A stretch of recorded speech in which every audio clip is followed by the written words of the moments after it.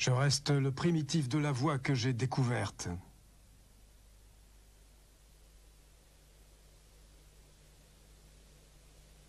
Louis-Auguste Cézanne, d'origine piémontaise, d'abord chapelier, est devenu un opulent banquier d'Aix-en-Provence. Il achète une maison située dans un parc à la sortie de la ville, le Jas de Bouffan. Son fils Paul a 20 ans.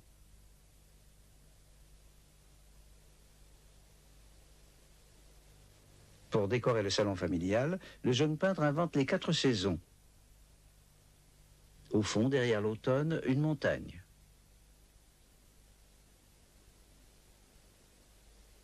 Au cours de plusieurs séjours à Paris, Cézanne retrouve le meilleur ami de son enfance aixoise, Émile Zola. Il peint des portraits, des natures mortes. Il copie Delacroix au Louvre. Revenant régulièrement à Aix, il y compose des paysages au ton dense. Au fond du panorama, parfois, la silhouette d'une montagne. Cézanne peint aussi des scènes étranges, orgies, bacchanales, meurtres.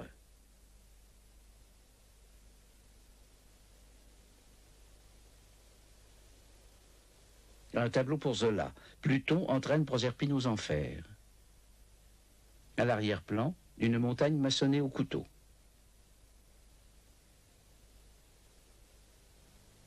Un paysage industriel près d'Aix. À l'arrière-plan, la ligne bleue du même massif. Cette fois, il s'agit, bien reconnaissable, de la Sainte-Victoire, la montagne qui se dresse aux portes d'Aix. François Marius Granet, au début du XIXe siècle, met en scène la montagne avec une obstination qui préfigure celle de Cézanne. Au musée Granet, le musée des Beaux-Arts d'Aix, Cézanne a vu ces tableaux. 60 millions d'années auparavant, il n'y a que mer, lagune ou marécage peu à peu sédimentés. Cette croûte se soulève, se plisse, monte haut dans le ciel. Les plis calcaires se couchent, se brisent, s'érodent. Leur cassure forme sur la plaine une barre de 12 km de long. Invasion des Teutons, des Ambrons, reprise du pays par César, citadelles, batailles obscures. Le nom viendrait d'une victoire de Marius sur les Teutons en 102. Certains pensent qu'il serait plutôt une déformation de Venture, divinité du vent. Au XVIIe siècle, un négociant aixois fait restaurer la chapelle du Mont Venture et la dédie à Notre-Dame de Victoire. La montagne désormais sera sainte et victoire. La croyance populaire a peuplé grottes et ravins de personnages fabuleux. Tout près de l'un des sommets, le gouffre du Garagaï serait la bouche d'un volcan qui parfois se réveille. Marius y aurait précipité 300 prisonniers teutons. La chèvre d'or y cabriole. À Paris, Cézanne a rencontré Hortense Fiquet. Ils viennent vivre à l'Estac, près de Marseille. En 1872, Hortense lui donnera un fils, Paul. Il revient souvent à Aix, cachant sa liaison à son père. Arrive le chemin de fer qui tranche une colline, tout près du Jas de Bouffan, traduite par le peintre émotif comme une cicatrice sanglante. Dominant le paysage, équilibrant le vide créé par la tranchée, Sainte-Victoire.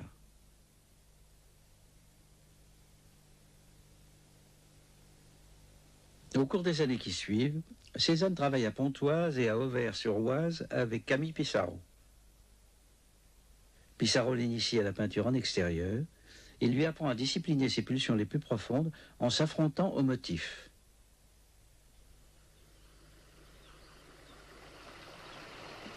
Le peintre développe aussi le thème des baigneurs. Souvenir impressionniste de ses baignades d'adolescent dans l'Arc avec ses amis Émile Zola et Baptiste Baille. Dans ses compositions que Cézanne poursuivra en série jusqu'à sa mort, parfois la montagne.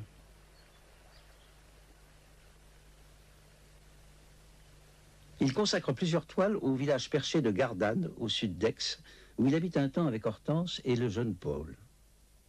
Il explore aussi les hameaux vers Sainte-Victoire. Vu du sud, la montagne apparaît comme une falaise régulière répétant les strates minérales du paysage.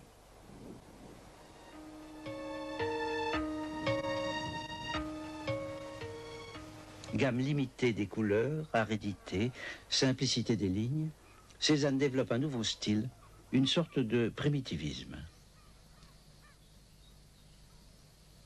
Cézanne s'installe au Jas de Bouffan.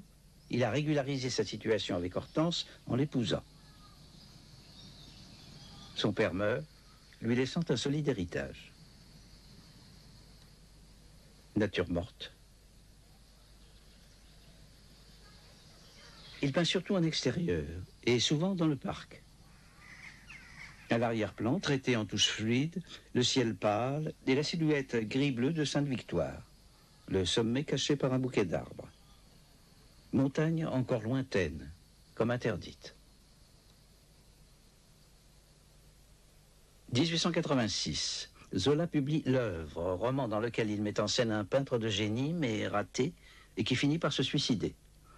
Le romancier s'est inspiré de Manet, de Monet, mais surtout de son ami d'enfance Cézanne. C'est la douloureuse rupture d'une amitié de 30 ans.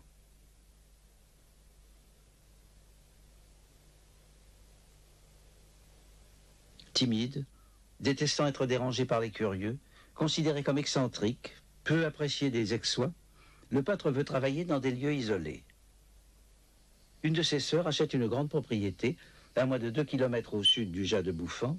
Cézanne peint la ferme et le pigeonnier de Bellevue. Là aussi, il entreprend plusieurs vues de Sainte-Victoire. Elles seront suivies pendant 20 ans de beaucoup d'autres. La montagne, vue depuis une dizaine de points autour d'Aix-en-Provence, tous situés à l'ouest.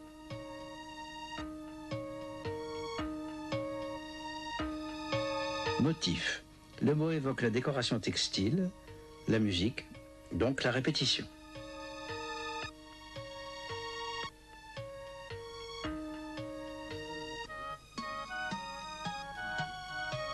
45 aquarelles, 36 tableaux aujourd'hui dispersés dans de nombreux musées du monde.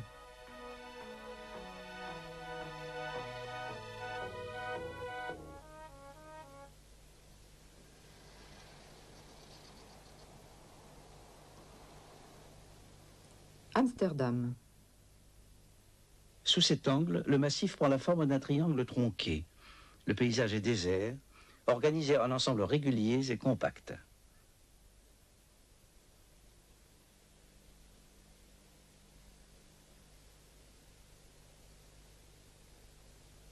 Un nuage rose aux formes féminines. Philadelphie, Fondation Barnes. En descendant vers les champs cultivés, Cézanne fait monter la montagne et les collines dans son champ de vision.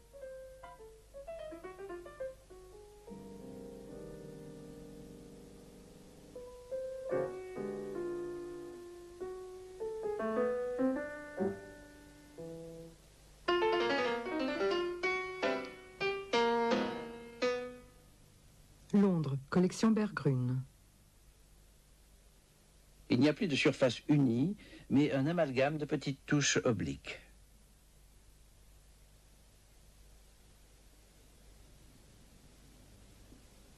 Édimbourg.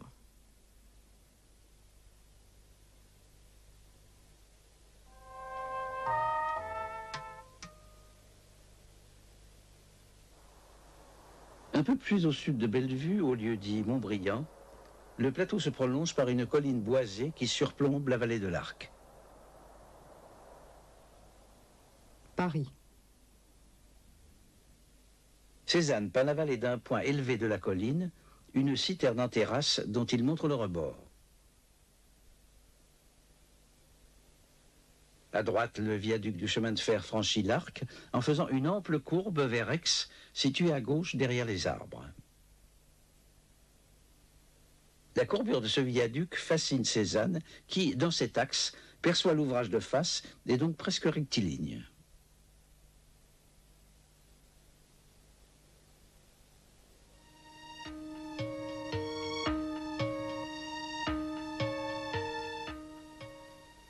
Cézanne ne cherche plus, méthode classique, à rendre le relief en modelant les ombres et les lumières. Il applique côte à côte des touches rectangulaires de même module, engendrant un effet de tapisserie. Il ne s'agit plus de modeler, mais de moduler. Le peintre accorde ses tons de proche en proche, selon la logique interne du tableau, d'où sa lenteur légendaire. Si je passe trop haut ou trop bas, tout est flambé. Il ne faut pas qu'il y ait une seule maille trop lâche, un trou, par où l'émotion, la lumière, la vérité s'échappe. Je mène, comprenez un peu, toute ma toile à la fois, d'ensemble. Je rapproche dans le même élan, la même fois, tout ce qui s'éparpille. Sur la gauche, un grand pin parasol isolé, un peu courbé. On le retrouve sur plusieurs dessins, aquarelles et tableaux.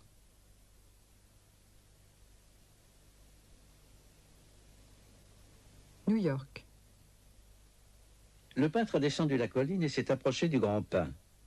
Situé maintenant dans l'axe de courbure de l'arbre, il le voit rectiligne. Le principal dans un tableau, c'est de trouver la juste distance. L'arbre se trouve à une trentaine de mètres.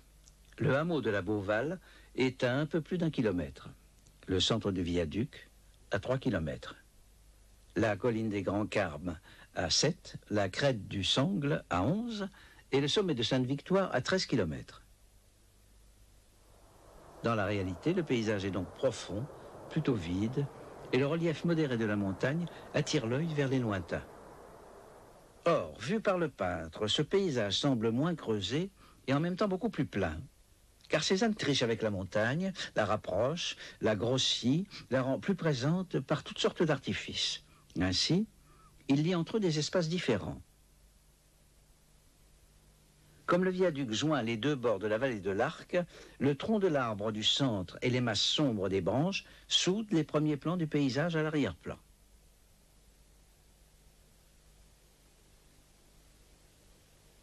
Les lignes fuyantes qui pourraient creuser la profondeur sont éliminées. Seules plusieurs lignes diagonales polarisent le tableau vers la gauche, réduisant encore l'élan vers le fond. Enfin, les formes se font écho. La route sinueuse semble un reflet des courbes de la montagne. Les branches du pin elles-mêmes, proches de l'œil du spectateur, font écho aux pentes éloignées.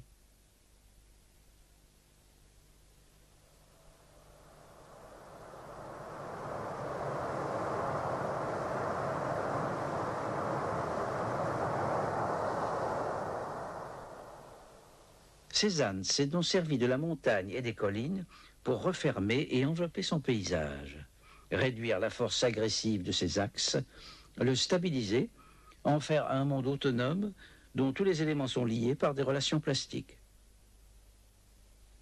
Espace unifié, équilibre des lignes, des masses et des couleurs, Cézanne s'inscrit dans la tradition du peintre qu'il admirait le plus et chez qui justement la montagne joue souvent un rôle fondamental. Je veux refaire du Poussin, d'après nature. Il ne s'agit pas de retrouver l'ordre du grand siècle, ni les techniques d'illusion et de rendu des matières, mais de recomposer un nouveau classicisme en liant à la fois motifs et sensations. Cézanne peint ses paysages en éliminant histoire, anecdotes pittoresques et même personnages. Exceptionnel dans les paysages de Sainte-Victoire, au premier plan, sur la route, un personnage voûté semble s'avancer. Washington, Phillips Collection. Plus bas, en lisière de la Pinède, le même paysage. Courbe des branches, courbe des montagnes, s'allient à la façon des estampes japonaises.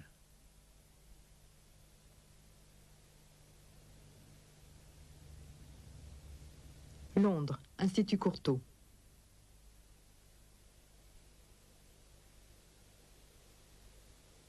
Les Sainte-Victoire forment donc des séries.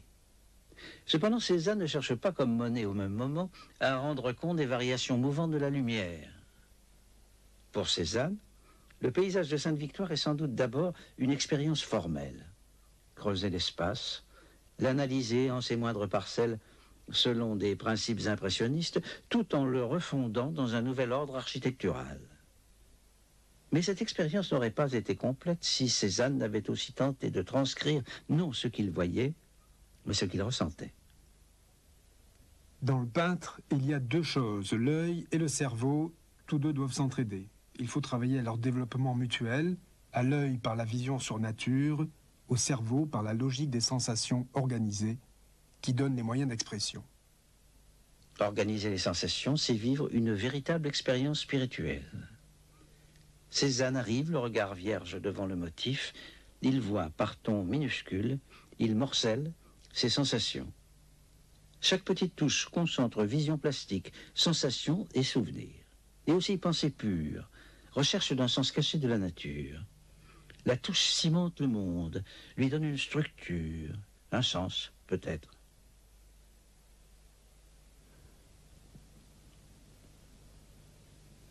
Moscou.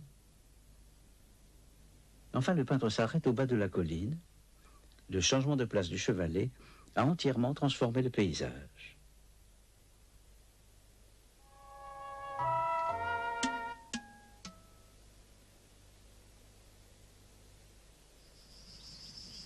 Sur un plateau qui, au sortir d'Aix, précède la montagne, s'ouvrent les carrières de Bibémus. Cézanne y loue pendant un temps un cabanon. Le peintre se passionne pour les oppositions entre les teintes chaudes de la roche et les teintes froides des feuillages et du ciel. Ravins, cavernes, fissures ambiguës, formes curieuses, fragments informels.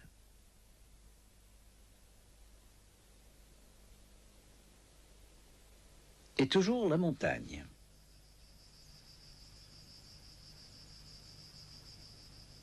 Baltimore.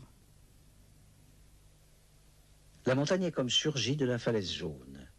La fissure inquiétante témoigne de l'éclosion. Et, hasard du cadre, la gamme chromatique est d'une grande vivacité, opposant avec violence des couleurs complémentaires, orange et bleu, rouge et vert, jaune et violet. Le sommet, surgi de ces conflits titanesques, n'est plus comme chez Poussin le piédestal des dieux, il est devenu un dieu lui-même.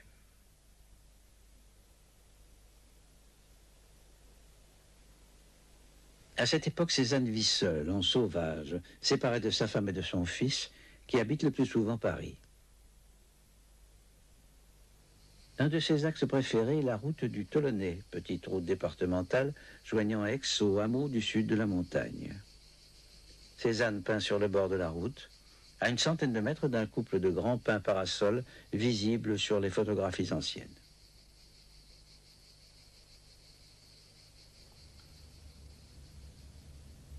Saint-Pétersbourg. La montagne emplit la toile. Une maison, fragile volume, trace d'humanité, face à la masse inébranlable de Sainte-Victoire. Et la route courbe qui invite à s'enfoncer dans la montagne. Une montagne aux pentes rendues plus abruptes.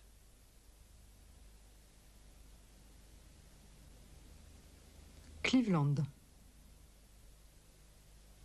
Même route, même pin parasol. Lire la nature, c'est la voir sous le voile de l'interprétation par taches colorées, se succédant selon une loi d'harmonie. Sur la route du Tolonnais, à gauche, un chemin monte à travers l'Épinède vers Château-Noir. Grande bâtisse inachevée aux fenêtres en ogive. Cézanne y loue une pièce pour entreposer son matériel et ses toiles. Rime entre couleurs fauves et couleurs froides, rythme entre verticale et diagonale. Méditation mystique d'un solitaire face à la nature, errance dans le désert.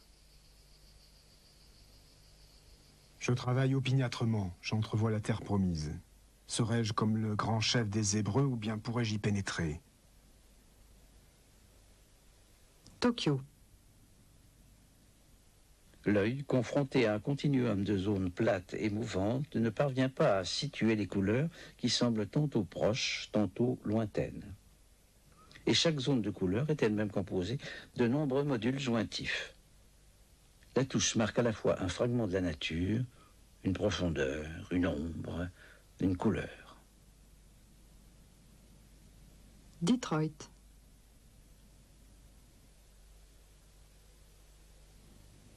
Grosse Point Shore, Michigan. Enfin, il n'y a plus que le sommet au-dessus de reliefs nus, comme un cristal dur composé de grandes traînées aux teintes délicates. La montagne, avec ses plis, ses strates, dans son évidence géologique. Paris. De ces mêmes points, Cézanne réalise aussi de nombreuses aquarelles.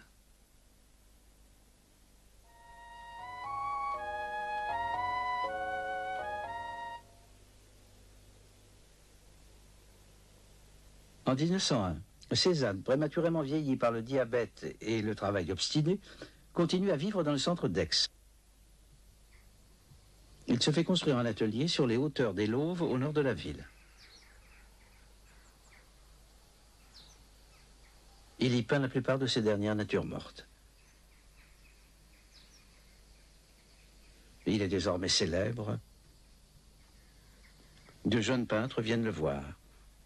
Je vous dois la vérité en peinture, et je vous la dirai. À quelques centaines de mètres de l'atelier, la vue est large sur la campagne et sur la montagne.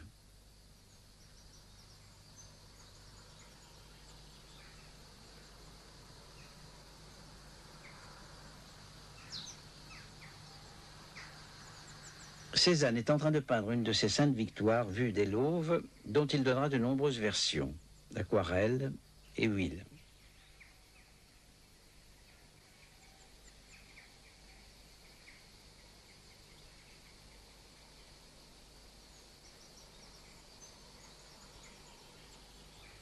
Pente sud abrupte, face nord en pente douce. Un prisme régulier en perspective fuyante, reporté sur la toile, ce volume complexe donne un triangle rectangle. Triangle obsessionnel, signe magique qui survit seul dans un paysage dévasté. New York, collection Perlman. La sensation colorante a fait exploser la touche bien ordonnée. L'énergie de la couleur déborde, flamboie, efface les objets, réunit la terre et le ciel, le jour et la nuit.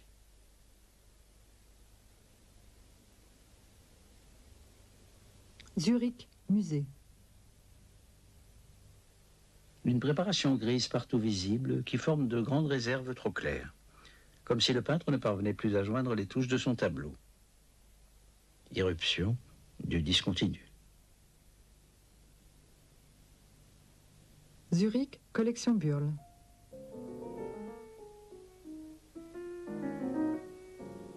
Philadelphie, musée.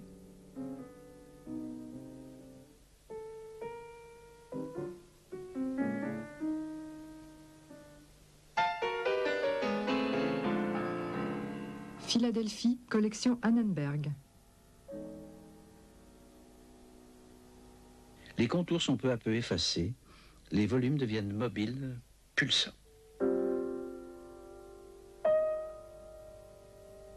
Kansas City. Violet, vert, ocre et bleu. Violence des contrastes, imminence du désastre.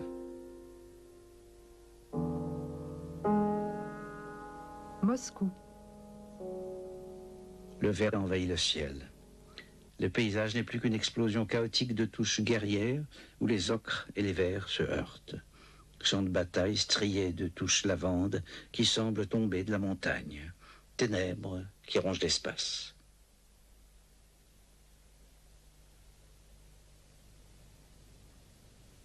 Bâle, musée. Montagne-volcan, univers en furie. Le tableau n'est plus une image, mais un monde en soi, façonné par sa propre logique.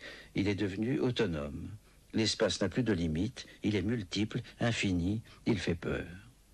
Les choses sans bornes de la nature m'attirent. Bâle, collection Beyeler.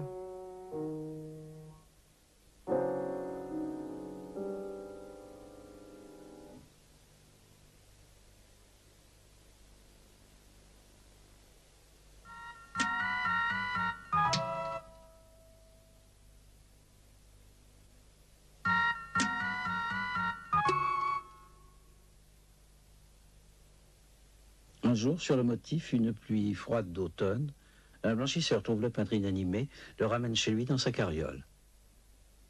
Cézanne se relève pour peindre son jardinier, et il meurt quelques jours plus tard.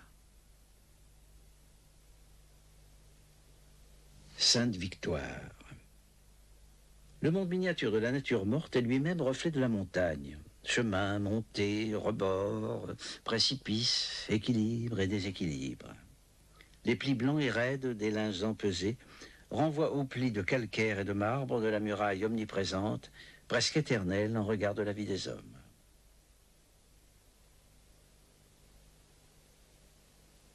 Les couches géologiques sont comme les couches de la mémoire. Seule la géologie arrête le temps, le fige. Mais dans cette immobilité, il y a encore les turbulences de la terre, convulsions, chaos, éruptions. Et peut-être avec la montagne, le peintre revient-il à la sauvagerie de ses débuts. Le meurtre a lieu au cœur de la nuit, sur les pentes d'un mont obscur. Dans l'enlèvement, le massif aux fortes pentes est le repère infernal vers lequel Pluton entraîne Proserpine. La montagne, avec ses gouffres, ses ravins, ses cavernes, a donc d'abord été perçue comme un univers noir, féminin. Un tableau de 1875-1877, L'Éternel féminin, met en scène autour d'une femme nue, offerte, sous un dais ouvert, divers personnages de la comédie sociale. En retrait, un peintre. Sur son tableau, il n'a encore mis en place qu'une simple forme, une forme de montagne. Mais le côté noir engendrait son revers lumineux, olympien. La montagne est aussi prisme, cristal rayonnant qui capte la lumière du soleil et qui lentement purifie le peintre de ses maléfices. Sainte Victoire, une sainteté obtenue par la peinture. Une victoire du peintre sur les ex-sois, sur les amis d'enfance qui l'ont trahi, sur les autres peintres. La montagne de Cézanne et son Olympe, son Sinaï, son Fujiyama. Et plus encore, Empédocle, fasciné par son volcan, finit par se jeter dans l'Etna. Cézanne se tue pendant sa montagne. Il n'est plus qu'à la peinture, il n'est plus que peinture, il s'identifie à son motif. Il est lui-même devenu ce pli énorme de calcaire qui se dresse et se déverse, vague de terre immobile et pourtant en mouvement.